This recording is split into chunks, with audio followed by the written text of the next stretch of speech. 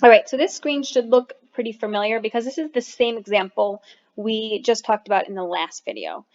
The focus for this video, though, is going to be, well, how do I go about taking standard form and rewriting it into completing the square form? So before I go through those steps, I'm first going to emphasize just that I realize that there it looks like there's supposed to be a number in front of these parentheses when we write it in completing the square form. That will not be the case if the leading coefficient is 1. Okay, if the leading coefficient is 1, this a will essentially not be there, mainly because it's going to be a 1, and we know we don't have to write 1 when we are multiplying it, or we don't have to show it. So just to be clear. And also, moving forward this week and next week, we will only be working with quadratic equations that have a leading coefficient of 1. And then the week after that, we'll start talking about, okay, well, what about if the lead coefficient is 2 or 6 or 10? Then what happens? We'll talk about that when we get there. But for this week and next week, you will not have to worry about this a value here because all of the formulas and equations I'm going to be giving you will have a leading coefficient of 1 and nothing else. All right, so now that I've clarified that, let's talk a little bit more about how do I go from this to this.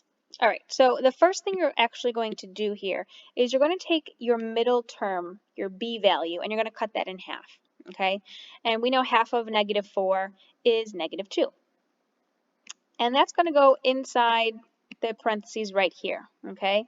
This x gets brought down, but the square actually gets put to the outside of this, all right? And then the final thing we need to get into completing the square is plus some number. That's kind of the mystery piece of this. And to figure out what number goes here, we obviously know it's going to end up being 11, but if we didn't know that, how do we figure it out? The easiest way to explain to you how to figure out this mystery number here, we call that mystery number k, is to actually take some time here and do distributive property on this x minus 2 squared. So if I go off to the side and I do x minus 2 times x minus 2, because that is what x minus 2 squared means, and I actually distribute, and I get x squared minus 2x minus 2x plus 4. And I can combine like terms, so this will get rewritten into x squared minus 4x plus 4. We want this to match the original equation, all right? And so far, a lot of it does match, right? We've got the x squared and the x squared. We've got the minus 4x and the minus 4x. The problem here is we want this to be positive 15, but we have positive 4.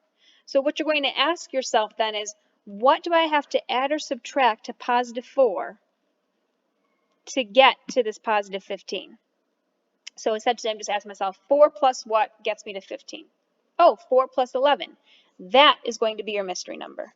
So x minus 2 squared, do not forget that number, that square, that exponent there, because that's something that a lot of people forget to write, but it needs to be in there if we are rewriting this into completing the square form. And it's going to be plus 11, okay? And now we have rewritten from standard form into completing the square form. And if you aren't sure, if you're questioning yourself, is this right though?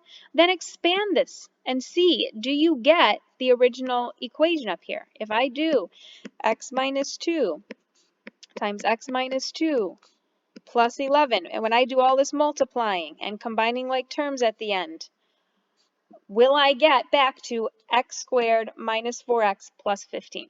And if you don't, then yeah, you probably messed up somewhere. Maybe you didn't calculate that mystery number, that k value correctly. But one of the things it's going to take to get really good at this is honestly just practicing it over and over and over again. So I'm going to put up a couple more examples to help you through it.